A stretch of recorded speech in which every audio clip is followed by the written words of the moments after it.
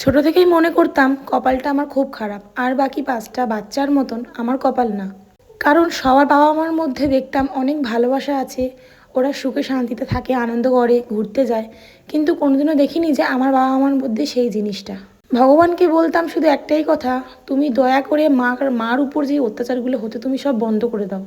কিন্তু যত বড় হতে লাগলাম দিন দিন আরও অত্যাচার মার প্রতি বাড়তে লাগলো। কিন্তু আমি কোনোদিনও কল্পনাতেও ভাবিনি যে আমি আমার মাকে চিরকালের মতন হারিয়ে ফেলবো। আমি যদি জানতাম সেই দিনকার আমি আমার মাকে চিরকালের মতন হারিয়ে ফেলবো, তাহলে আমি সেদিনকার আমার মাকে ছেড়ে কোথাও কোনোদিনও বেরোতাম না।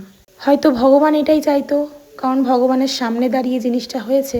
আমি মাকে সবসময় বলতাম, যখন বাবা মার উপর অত্যাচার করতো তখন আমি মাকে সবসময় একটাই কথা বলতাম, তোমার যদি কিছু হয়ে যায় তাহলে আমাকে শেষ করে দেবো, আমিও তোমার সঙ্গে চলে যাব।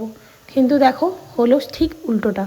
ওদের কি হয়েছে? ওদের তো কিছুই হয়নি। যারা আমার মাকে মেরেছে ওরা তো এখন বিন্দাস ঘুরছে ফিরছে, খাচ্ছে দাচ্ছে, সবাই সবার মতন ভালো আছে, সুখে আছে। কিন্তু আমার অবস্থা দেখো। মাঝখান থেকে কি হলো? মাঝখান থেকে আমি আমার মাকে চিরজীবনের মতন হারিয়ে ফেললাম, আর ওরা এখন হাসছে।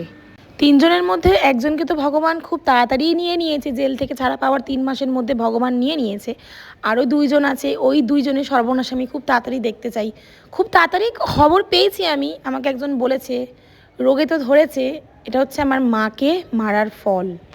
যখন ওরা ওর মাকে হারাবে তখন বুঝতে পারবে যে অন্য কারোর মাকে মারার ফলটা কতটা সাংঘাতিক হয়, কতটা দুঃখজনক হয়। আমি শুধু চিন্তা করি, একটা গোটা মানুষকে যখন মারলো ওদের একটুও হাত কাঁপলো না, আমি শুধু এটাই চিন্তা করি। আর আমি যখন ভিডিও বানাবো তখন লোকের কত প্রবলেম, আমি কেন সোশ্যাল মিডিয়ায় বলছি না বলছি। ক্রাইমটা যখন করছিল তখন কোথায় ছিল?